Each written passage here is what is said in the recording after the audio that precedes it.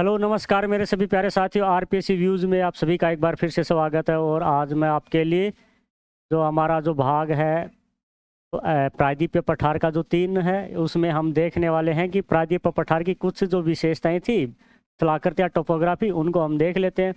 तो प्रीवियस जो क्लास थी, इससे पहले वाली क्लास में हमने देखा था कि कौन कौन सी पहाड़ियाँ हैं। तो उनमें हमने पश्चिमी घाट, पूर्वी घाट, ठीक है ना, अरावली पर्वत श्रृंखला, ये सभी देखी थी।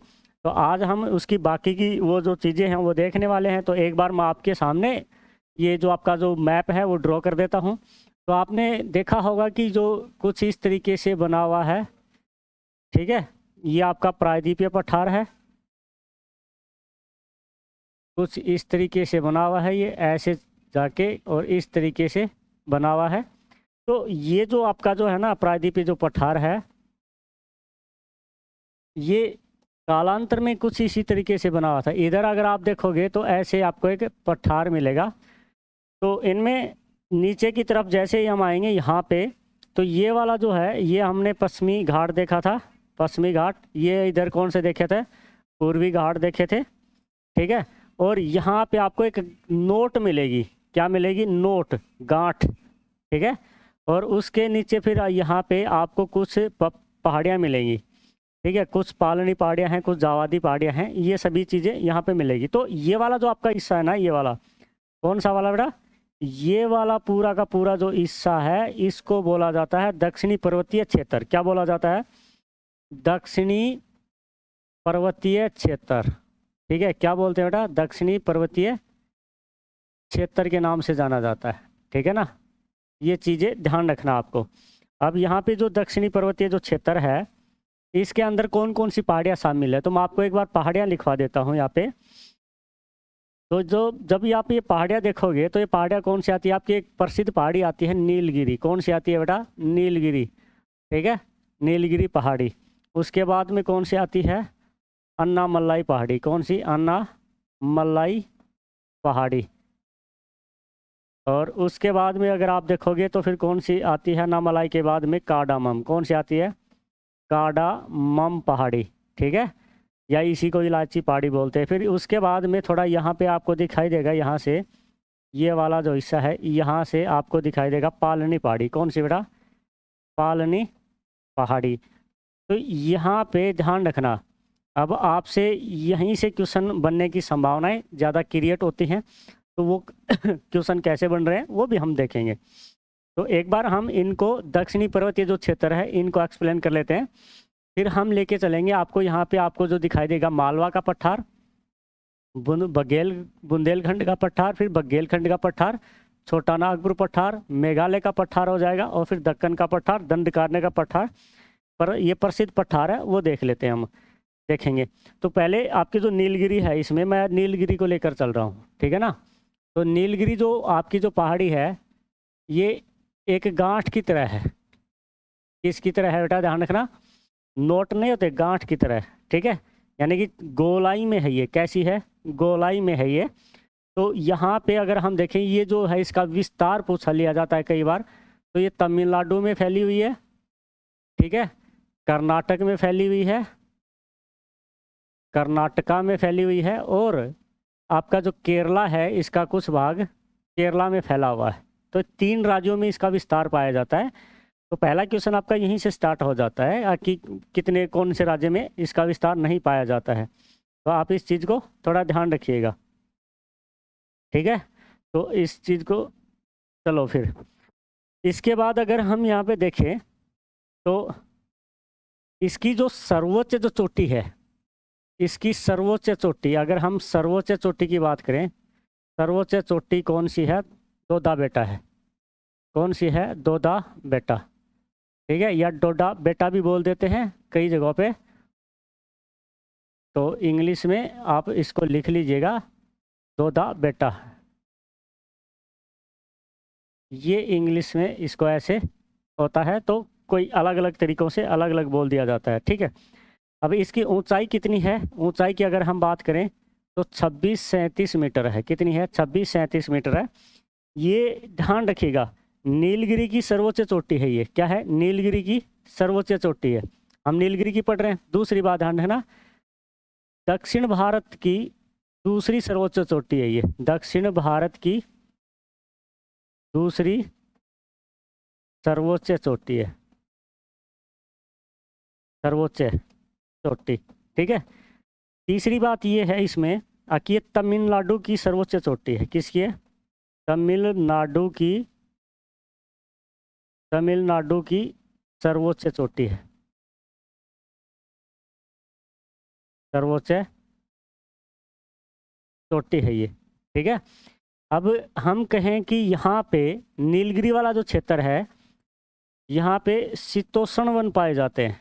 कौन से बेटा? शीतोष्ण वन। अगर हम इसकी अवस्थिति को देखेंगे, इसकी लोकेशन को अगर हम देखें तो ये उष्णकटिबंधीय क्षेत्र के अंतर्गत आता है, लेकिन यहाँ पे वनस्पति कौन सी पाई जाती है? शीतोष्ण वनस्पति पाई जाती है, क्योंकि इसकी ऊंचाई के आधार पर देखेंगे तो ऊपर शीतोष्ण वन मिलेंगे आपको, नीचे आपको जो मिलेंगे वो उष्णकटिबंधीय वन मिलेंगे। दोनों प्रकार के वन यहाँ पर देखने को मिलते हैं।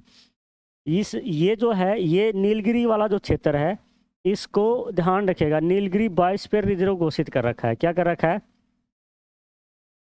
नीलगिरी बायोस्फीयर। ठीक है ना, यानी कि जैव मंडल घोषित कर रखा है। ठीक है, जैव मंडल है ये अपने आप में एक जैव मंडल है। अब नीलगिरी क्षेत्र के अंदर ही काजू है, जो आपके अखरोट हैं, इनकी खेती की जाती है। तो आप इन बातों को भी नोट कर लीजिएगा। यहाँ की जो एक क्यों प्रसिद्ध है ये? क्योंकि यहाँ पे एक नीलगिरी तहार नाम से एक पशु मिलता है। तो नीलगिरी तहार जो कि एक संकटापन प्रजाति की में शामिल है, IUCN की जो रेड लिस्ट है उसके, ध्यान रखिएगा, संकटापन प्रजाति में शामिल कर रखा है। तो नीलगिरी जो तहार है ना, नीलगिरी तहार, यहाँ से आपका क्वेश्चन उठ सकता है कि ये किस में शामिल है? तो आप करोगे इसका क्या पे, संकटापन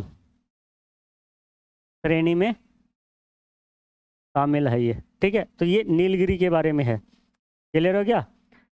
दूसरी बात यह है कि यहाँ पे एक पर्यटक स्थल है। ठीक है, पर्यटक स्थल है। यहाँ पे आपने नाम सुना होगा ऊटी, जिसका वर्तमान नाम जो है उट्टक मंडलम है, उट्टक मंडलम है। ठीक है ना, वर्तमान में ये नाम चेंज कर दिया गया है। और ये क्या है? पर्यटन स्थल। कौन सा है? पर्यटन स्थल है। ये किसके ऊपर है? ध्यान रखना, नीलगिरी पर ही अवस्थित है। ठीक है, जैसे आपने कहीं पे देखा होगा कि साउथ की जो मूवियाँ जो बनती हैं, ज़्यादातर जो लोकेशन जो आते हैं हाइट के ऊपर, ठीक है, जो एक स्वास्थ्य वर्धक स्थान का जो सीन जो दिखाया जाता है वो यहीं का दिखाया जाता है, ऊटी का ही, क्योंकि यहीं पर ये सबसे प्रसिद्ध है साउथ की तरफ। तो इसलिए ध्यान रखना है। इसके जस्ट नीचे अगर आप आओगे, यहाँ पे देखोगे तो ये नीलगिरी के बाद में यहाँ पे जो आपका आता है वो अन्नामलाई आती है पहाड़ियाँ। कौन सी पहाड़ियाँ आती है? अन्नामलाई पहाड़ियाँ। तो अन्नामलाई जो पहाड़ियाँ हैं, अन्नामलाई पहाड़ियाँ, ठीक है। तो जो ये अन्नामलाई जो पहाड़ियाँ हैं ना, ये ध्यान रखना, ये केरल और तमिलनाडु में फैली हुई है। कहाँ पे? केरल और तमिलनाडु में फैली हुई है। ठीक है, लेकिन इसकी जो सर्वोच्च चोटी है, सर्वोच्च चोटी की अगर हम यहाँ पे बात करेंगे तो जो सर्वोच्च चोटी है वो कौन सी है? अनाईमुडी है। कौन सी है? अनाईमुडी। अब ये जो अनाईमुडी है, इसकी हाइट है 2695 मीटर। ये दक्षिण भारत की सर्वोच्च चोटी है, दक्षिण भारत की सर्वोच्च चोटी। ठीक है ना। इसके अलावा अगर हमें देखें तो अन्नामलाई पहाड़ी की सर्वोच्च चोटी अनाईमुडी है, दक्षिण भारत की सर्वोच्च चोटी अनाईमुडी है, और केरल में अवस्थिति आती है इसकी, ध्यान रखना। तो केरल में इसकी अवस्थिति है इस चोटी की, तो इसलिए केरल की भी क्या हो जाती है? केरल की भी ये सर्वोच्च चोटी बन जाती है। ठीक है, केरल की भी क्या बन जाती है? ये सर्वोच्च चोटी बन जाती है। तो ये थी अन्नामलाई। इसके अलावा जैसे नीचे आएंगे तो आपकी आएगी कार्डामम। कौन सी आएगी? कार्डामम पहाड़ी। अब ये जो पहाड़ी है इसका कुछ विस्तार ध्यान रखना, अधिकांश जो विस्तार है वो तमिलनाडु में है और कुछ भाग जो है वो केरला में है। तो दो राज्यों में है इसका विस्तार पाया जाता है। कार्डामम क्यों कहते हैं? क्योंकि इसको इलायची पहाड़ी भी बोलते हैं। क्या बोलते हैं? इलायची पहाड़ी।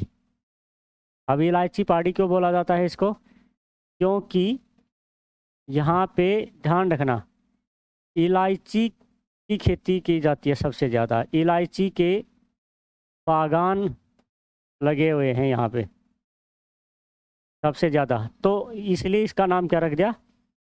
इलायची की पहाड़ियाँ भी रख दिया गया है। ठीक है, तो इस चीज़ का थोड़ा सा ध्यान रखिएगा। क्लियर हो गया? अब एक बात और ध्यान रखना, कार्डमम जो पहाड़ी है ना, ये ध्यान रखना, ये अगर हम देखें तो ये भारत का दक्षिणतम, कौन सा बेटा? दक्षिणतम श्रृंखला है ये। यानी कि इसके बाद कोई भी पर्वत की श्रृंखला नहीं है, यही सबसे लास्ट में है दक्षिण में। ठीक है ना, इसलिए ये दक्षिणतम पर्वतीय क्षेत्र आ जाता है भारत का। क्लियर हो गया? तो आप इनको नोट करते रहेगा। ठीक है, अब मैंने एक चीज़ बताई थी कि आपका जो कि पाल घाट, थाल घाट, बोर घाट, सेनकोटा दर्रा, ये जो चीज़ें, अब इनमें आपको पाल घाट का, अगर हम देखें पाल घाट कहाँ पे है, तो ये क्वेश्चन आपसे पूछा जाए तो बताना कि पाल घाट जो है नीलगिरी और अन्नामलाई के बीच में है। कहाँ पे है? नीलगिरी और अन्नामलाई के बीच में, और अन्नामलाई के बीच में है। ठीक है ना, ये आप इसको नोट कर लीजिएगा। तो ये पाल घाट है, यहाँ पे पाल घाट। ठीक है, ये एक गैप है एक प्रकार का, पलकाड़ गैप भी बोलते हैं इसको। क्या बोलते हैं इसको? क्या बोलते हैं? पलकाड़ गैप। ठीक है, ये सबसे चौड़ा गैप है। ये क्या है? सबसे चौड़ा गैप है। चौड़ा गैप है ये, सबसे चौड़ा गैप भी यही है। तो इस चीज़ को ध्यान रखना है। ठीक है,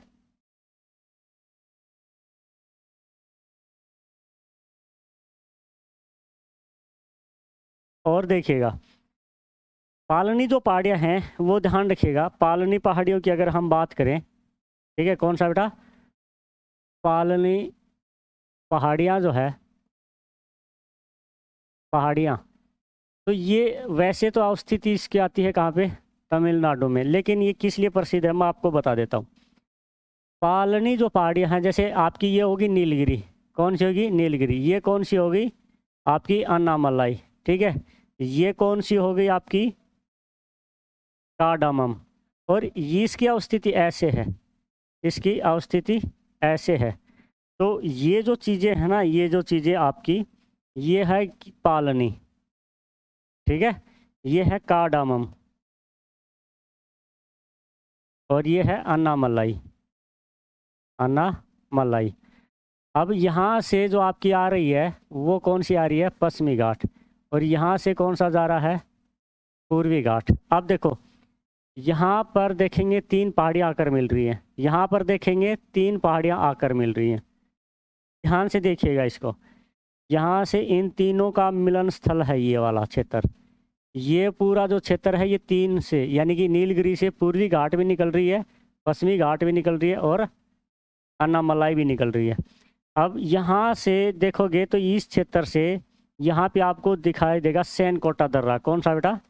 सैनकोटा।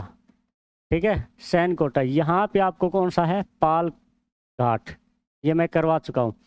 तो सैनकोटा दर्रा से 3 पहाड़ियाँ निकल रही हैं, ये तीनों पहाड़ियों का मिलन स्थल है ये। ठीक है, तो आपको कुछ इस रूप में आपको करना है कि सबसे नीलगिरी, उसके दक्षिण में अन्नामलाई, कार्डामम और कार्डामम से और अन्नामलाई के बीच में आपको ये वाला देख देना है, इसलिए मैंने ये करवाया है आपको कि अगर उत्तर से दक्षिण का क्रम पूछें, उत्तर से दक्षिण का क्रम अगर पूछें तो क्या करना है, नीलगिरी, अन्नामलाई, फिर पालनी और फिर कार्डामम, ये इनका क्रम आपको ध्यान रखना है। नीलगिरी से ऊपर जाओगे तो आप पश्चिमी वेस्टर्न घाट लिख दो, ठीक है। तो ये आपका दक्षिणी पर्वतीय क्षेत्र कहलाता है। फिर छोटी छोटी पहाड़ियाँ हैं, जैसे सिवरोई हो गई है, जावादी पहाड़ियाँ हो गई है, ये मैं कल करवा चुका हूँ। पंचमल्लाई पहाड़ियाँ हो गई हैं, ये सारी पहाड़ियाँ यहीं पे आती हैं, ठीक है ना।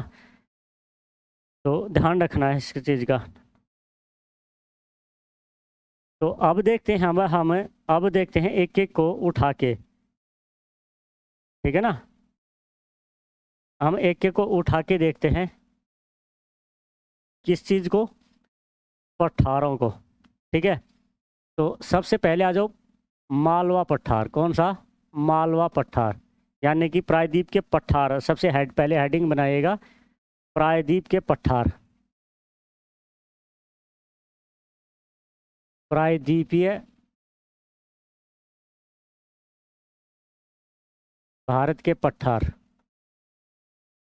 कौन कौन से हैं। तो पहला जो पठार है आपका वो कौन सा है, लिखिएगा मालवा का पठार, मालवा का पठार, मालवा पठार। अब एक बात ध्यान रखना है इस चीज़ को मालवा का जो पठार है, ठीक है ना, ये जो अरावली और विंध्याचल के बीच स्थित है, किसके, अरावली और विंध्याचल के बीच में स्थित है, ठीक है। तो आपसे पूछ लिया जाएगा कि मालवा के उत्तर में कौन सी पहाड़ी है। तो आप इसको थोड़ा सा जरा देखोगे इसको, तो देखने के बाद आपको पता चलेगा मैप के अंदर कि ये किस रूप में है, ठीक है ना। तो जैसे यहाँ पे मैं आपको बना देता हूँ कि ये आपका है ना, ये आपका क्या है, अरावली है। कौन सी है, अरावली। और ये कौन सा है, ये आपका विंध्याचल है। ये क्या है, विंध्याचल। ये कौन सा है, अरावली। और बीच वाला जो क्षेत्र है ये कौन सा है, मालवा का, ठीक है। अब इसके बीच में है। तो पहली लाइन आपके लिए हमारी ये बन जाती है कि अरावली व विंध्याचल के बीच अवस्थित है ये, ठीक है। तो पहला क्वेश्चन आपका यहीं से बन जाता है कि कौन सा किसके बीच में स्थित है। दूसरी बात है कि बेसाल्ट चट्टानों से बना है। किससे बना है, बेसाल्ट चट्टानों से निर्मित है, ठीक है। बेसाल्ट चट्टानों से निर्मित है मेरे प्यारे बच्चों ये। तो ध्यान रखना है, यहीं से क्वेश्चन पूछा जा सकता है कि मालवा का पठार किससे बना हुआ है। दूसरा, यहाँ पे उत्खात भूमि पाई जाती है। कैसी, उत्खात भूमि, यानी कि इंग्लिश में इसको बोलते हैं बैडलैंड। कैसे बोलते हैं, बैडलैंड बोलते हैं। क्यों, क्योंकि यहाँ पे जैसे चंबल जो है, चंबल वह उसकी सहायक नदियाँ है ना, उसकी सहायक नदियाँ, सहायक नदियाँ क्या कर रही हैं, अगर हम देखें तो उनको अपर्दित कर रखे हैं। क्या कर रखा है, अपर्दित। चंबल के जो भीड़ है ना, चंबल के भीड़ यहीं पे पाए जाते हैं, उत्खात भूमि, यानी कि भीड़ वाली भूमि है ये, भीड़ भीड़ पाए जाते हैं यहाँ पे। यहाँ की सबसे प्रसिद्ध जो नदी है वो कौन सी है, सबसे प्रमुख नदी की बात है तो आपकी कौन सी है, चंबल नदी है, चंबल नदी, ठीक है ना। तो ये मालवा का जो पठार है। अब इसका जो राजस्थान में जो भाग है, कौन सा बेटा, राजस्थान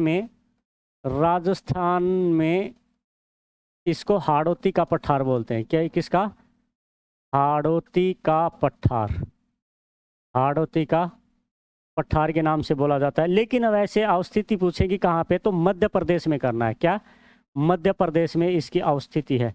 एमपी में सर्वाधिक फैला हुआ है, तो इसलिए इसको क्या बोल दिया गया है, क्या बोल दिया गया है इसको, मालवा का पठार बोल दिया गया है, ठीक है ना। क्लियर हो गया। अब यहाँ पे देखो ये किससे बनी हुई है, बेसाल्ट से। तो बेसाल्ट का क्या हुआ है यहाँ पे, बेसाल्ट जो चट्टान है ना, बेसाल्ट का क्या हुआ है, अपक्षरण हुआ है, अपक्षरण हुआ है, यानी कि वेदरिंग हुई है यहाँ पे। और वेदरिंग होने से किसका निर्माण हुआ है, काली मर्दा का निर्माण हुआ है, काली मर्दा का निर्माण हुआ है। ठीक है, तो इसलिए यहाँ पे क्या पाया जाता है, सबसे ज़्यादा कौन सी मिट्टी पाई जाती है, काली मर्दा पाई जाती है। ठीक है ना, क्लियर हो गया? ठीक है ना, तो ये इसकी कुछ खास विशेषताएं हैं, तो आप ये ध्यान रखना, यही से आपके क्वेश्चन आने की संभावना ज़्यादा है। ठीक है ना, ठीक है। अच्छा, इसके बाद अगर हम देखें,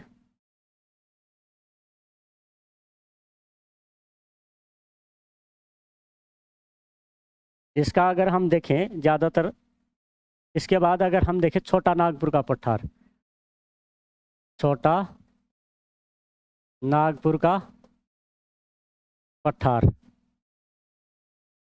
ठीक है ना, तो ये प्रायद्वीप जो है,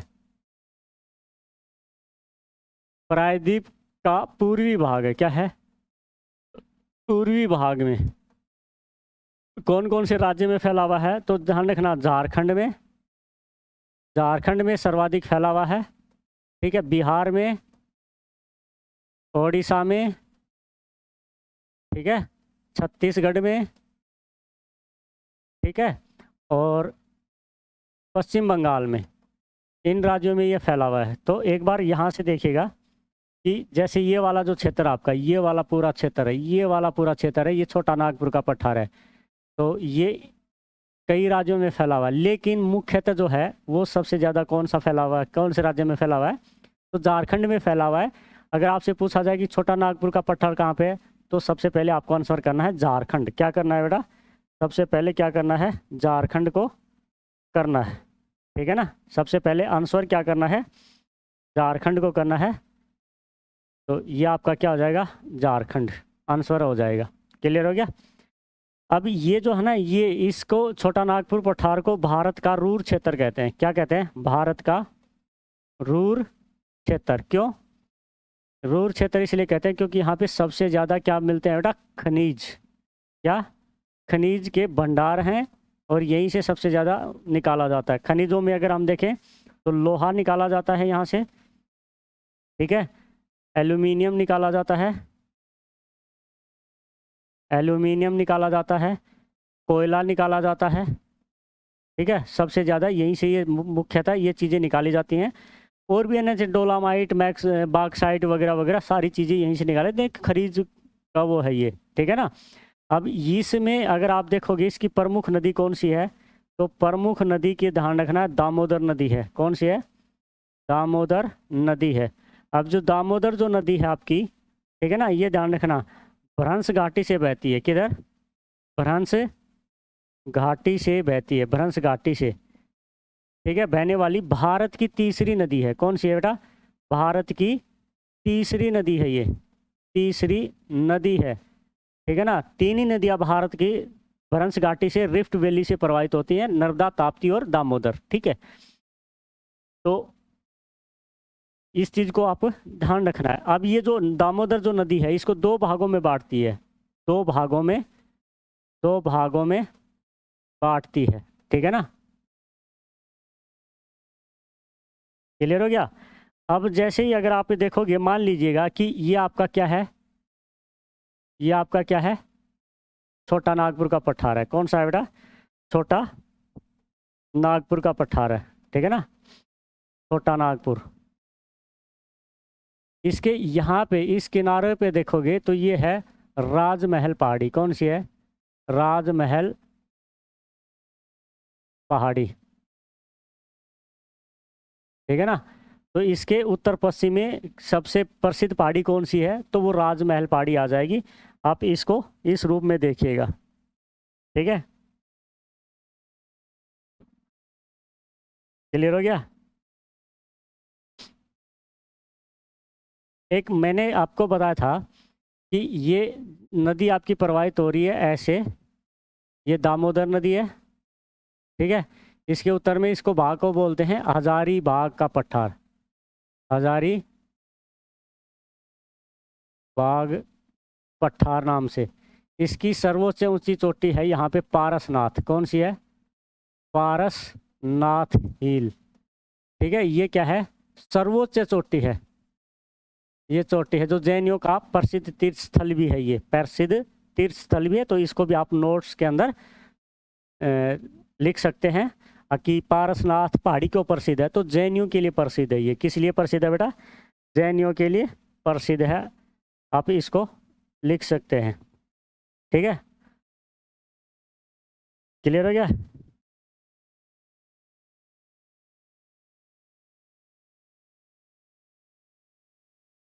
ठीक है, अब इसके ऊपर आप देखोगे ना तो कुछ ऐसे उबड़ खाबड़, ऐसे उबड़ खाबड़ आपको क्या मिलेगी?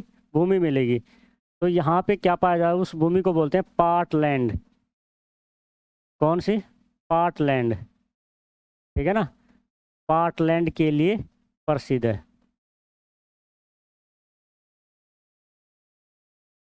के लिए प्रसिद्ध है, ये ध्यान रखना।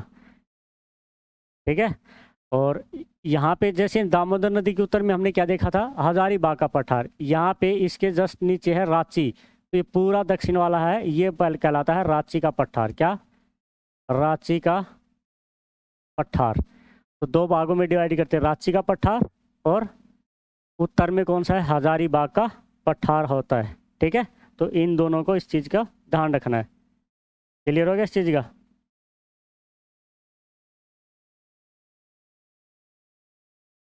अब इसके बाद अगर हम देखें मेघालय का पठार, कौन सा बेटा? मेघालय का पठार। मेघालय का पठार। अब देखो जैसे ये आपका हो गया है छोटा नागपुर। कौन सा आ गया बेटा? छोटा नागपुर। ठीक है, और यहाँ पर अगर आप देखोगे ये कौन सा है? मेघालय का पठार। कौन सा है? मेघालय का पठार। अब यहाँ पे आपको कुछ चीज़ें देखने को मिलेंगी। जैसे आप यहाँ पे देखोगे तो ये वाला है, यहाँ पे आपको एक पहाड़ी मिलेगी, यहाँ पे दूसरी पहाड़ी मिलेगी और यहाँ पे तीसरी पहाड़ी मिलेगी। ठीक है ना, अब यहाँ पे आपको कौन सी मिलेगी? राजमहल पहाड़ी। कौन सी? मैंने अभी बताया था राजमहल पहाड़ी। ये है गारो, ये है खासी, ठीक है, और ये है जैंतिया। ठीक है, अब मेघालय का जो पठार है वो इसी का भाग हुआ करता था। किसका? प्रायद्वीप का ही भाग हुआ करता था। लेकिन जो आपकी एक नदी प्रवाहित होती हुई आती है यहाँ से, ठीक है, ये कौन सी है? ब्रह्मपुत्र नदी। तो ब्रह्मपुत्र नदी जो है, इसका ये वाला जो भाग है ना, ये वाला भाग, ये बीच में ये कुछ ऐसे ऐसे जुड़ा हुआ था, आपस में क्या था? जुड़ा हुआ था। लेकिन बीच वाला भाग जो है ना अवतलित हो गया। क्या हो गया बेटा? अवतलित होने के कारण, होने के कारण क्या बन गया? गैप बन गया। और इस गैप को ध्यान रखना, ब्रह्मपुत्र नदी ने क्या कर दिया? गाद अवसाद से क्या कर दिया? भर दिया है। गाद अवसाद से भर दिया है। ठीक है ना, और इसको नाम दे दिया गया है। क्या नाम दे दिया गया है? राजमहल गारो गैप। राजमहल गारो गैप नाम दे दिया गया है।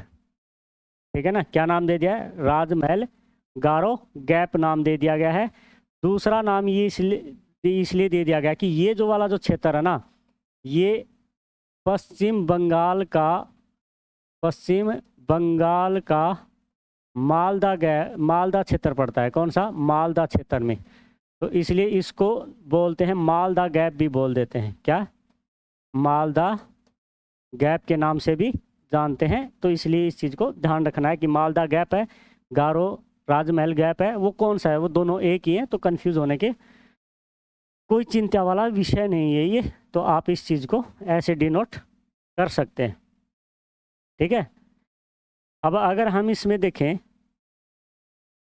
तो इसको, ये जो गारो खासी जो है, ये वाली जो पहाड़ियाँ हैं यहीं पे, इसमें आपकी जो खासी जो पहाड़ी है, खासी पहाड़ी में विशेषकर सबसे ज़्यादा वर्षा होती है। क्या?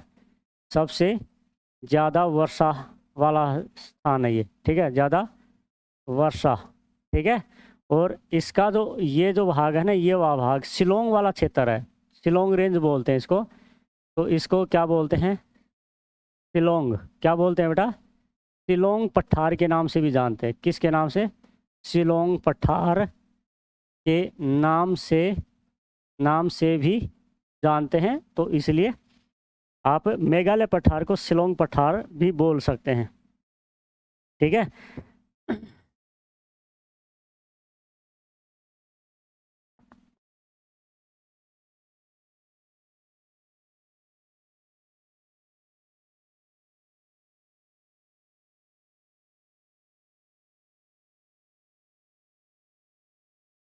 तो इसके बाद अगर हम देखें, दक्कन का पठार आ जाइएगा। क्या बोलते हैं? दक्कन का पठार। ठीक है ना। अब दक्कन का जो पठार है उसको 3 भागों में बांटा गया है। दक्कन का पठार, ये जो आपका जो दक्कन का जो पठार है वो कुछ इस आकृति में ऐसे फैला हुआ है। ये आपका है क्या है? दक्कन का पठार है। तो इसको 3 भागों में डिवाइड कर दिया गया है। ये वाला जो भाग है ये अलग है, ये वाला भाग है अलग है, ये वाला भाग है ये अलग है। इस वाले का जो भाग है इसको बोलते हैं दक्कन ट्रेप। क्या बोलते हैं बेटा? इसको बोलते हैं दक्कन ट्रेप। दक्कन ट्रेप। ये कहाँ पे पड़ता है? महाराष्ट्र के अंदर आता है। कहाँ पे? महाराष्ट्र के अंतर्गत आता है। ये वाला जो हिस्सा है इसको कर्नाटक का पठार बोलते हैं। क्या बोलते हैं? कर्नाटक पठार के नाम से जानते हैं। और ये वाला जो है इसको बोलते हैं आंध्र पठार के नाम से जानते हैं। तीनों को अलग अलग नाम दे दिया गया है। ठीक है ना। तो ये जो है इसमें यहाँ पे बेसाल्ट चट्टाने से निर्मित है। ये किसे? बेसाल्ट से। तो इसलिए यहाँ पे क्या मिलती है आपको? काली मिट्टी देखने को मिल जाएगी यहाँ पे। ठीक है, काली मिट्टी देखने को मिल जाएगी। ठीक है ना। इस क्षेत्र में अगर हम देखें, ठीक है, इस क्षेत्र के अंदर अगर पहाड़ियाँ हैं, दक्कन ट्रेप के अंदर की जो पहाड़ियाँ की देख बात करें, दक्कन ट्रेप के अंदर, किसके अंदर बेटा? दक्कन ट्रेप। ट्रेप के अंदर कौन कौन सी पहाड़ियाँ अगर हम देखें तो अजंता की पहाड़ियाँ आ जाती हैं। कौन सी? अजंता पहाड़ियाँ।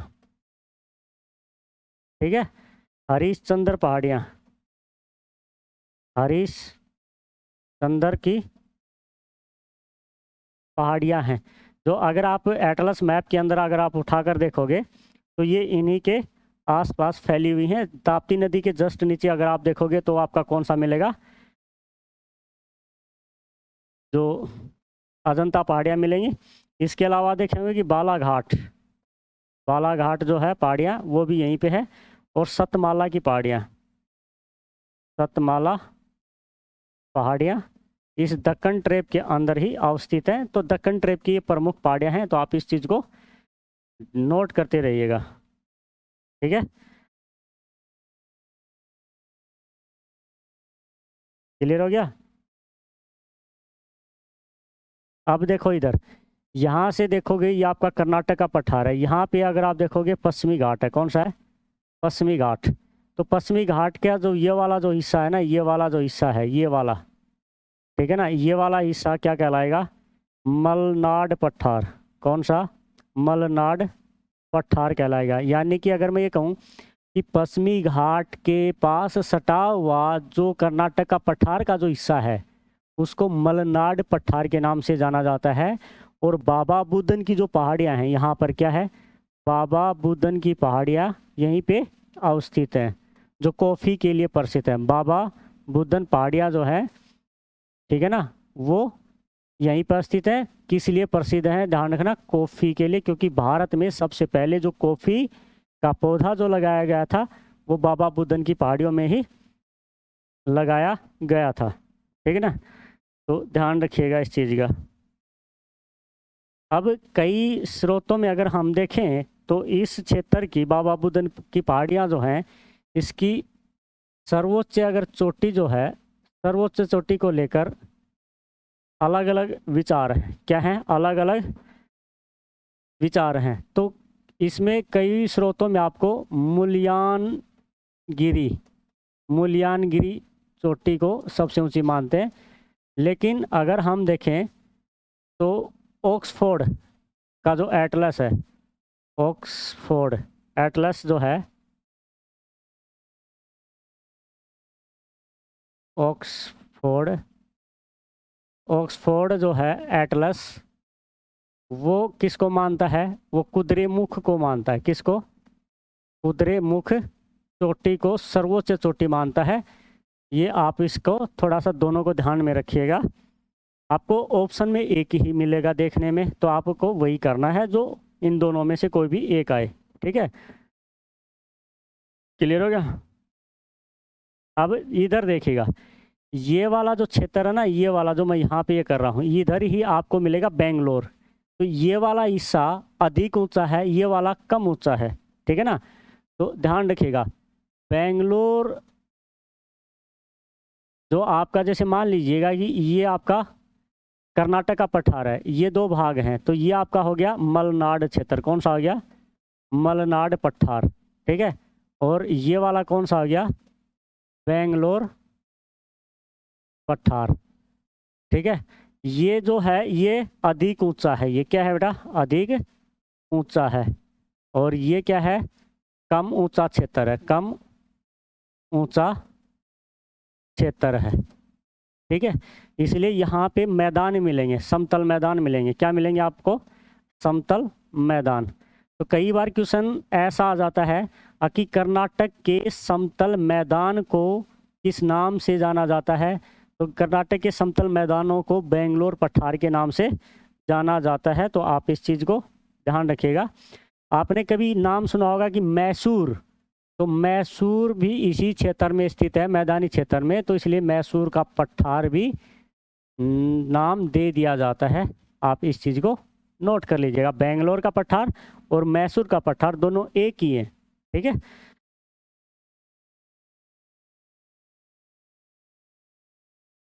क्लियर हो गया? अब आ जाओ आंध्र पठार के ऊपर। किसके ऊपर बेटा? आंध्र का पठार। अब आंध्र का पठार है, उसको भी कृष्णा नदी है ना, जैसे ये आपका आंध्र का पठार है और यहाँ से निकलती है कृष्णा नदी। कौन सी बेटा? कृष्णा नदी। अब ये जो कृष्णा नदी है, ये इसको दो भागों में डिवाइड कर देती है। किसमें? कितने भागों में डिवाइड कर देती है? दो भागों में डिवाइड कर देती है। ठीक है ना? क्लियर हो गया? तो ये वाला जो है ना, ये वाला भाग, ये कहलाएगा उत्तरी भाग का तेलंगाना पठार। क्या? तेलंगाना का पठार। और ये वाला जो भाग है, ये क्या कहलाएगा? रॉयल सीमा का पठार। रॉयल सीमा का पठार नाम। यानी कि कृष्णा नदी क्या करती है? दो भागों में विभाजित करती है। ठीक है, तो ये आंध्र का पठार को ध्यान रखना है, दो भागों में, तेलंगाना का उसका। ठीक है, क्लियर हो गया? अब देखो इधर, इन्हीं में, इसी क्षेत्र में आपको एक मिलेगी कोलेरू झील। कौन सी बेटा? कोलेरू झील। ठीक है, कोलेरू झील किसके बीच में है? गोदावरी और कृष्णा के बीच। ठीक है, ये कैसा क्षेत्र है? दलदली क्षेत्र है। ये कैसा है? दलदली क्षेत्र है। आंध्र प्रदेश के अंतर्गत आता है कोलेरू झील। और एशिया का सबसे बड़ा दलदली क्षेत्र है ये। क्या है? एशिया का सबसे बड़ा दलदली क्षेत्र है ये। एशिया का सबसे बड़ा दलदली क्षेत्र है, तो आप इसको विशेष रूप से ध्यान रखिएगा। ठीक है, अच्छा, अब इसके बाद में अगर हम देखें तो एक आता है काठियावाड़ वाला। कौन सा बेटा? काठियावाड़। जैसे आपने देखा होगा, ये भारत का मैप है इस तरीके से। ठीक है, ये आपका हो गया क्या? मैप। और यहाँ पे आपको क्या मिलेगा? काठियावाड़। ये काठियावाड़ मिलेगा। ठीक है ना? क्या मिलेगा? इसको काठियावाड़ प्रायद्वीप बोलते हैं। काठियावाड़ प्रायद्वीप। ठीक है, और ये ध्यान रखना, यहाँ पे पठार भी है। क्या है ये? अपने आप में क्या है? पठार भी है, प्लेच्यू भी है। और ये गुजरात के अंदर अवस्थित है। किसके अंदर स्थित है? गुजरात के अंदर अवस्थित है। अब यहाँ पे कुछ छोटी छोटी पहाड़ियाँ देखने को मिल रही है। मैं आपको जलवायु का जो टॉपिक जो आएगा, तब उसमें आपको ये बहुत इंपॉर्टेंट रहेगा।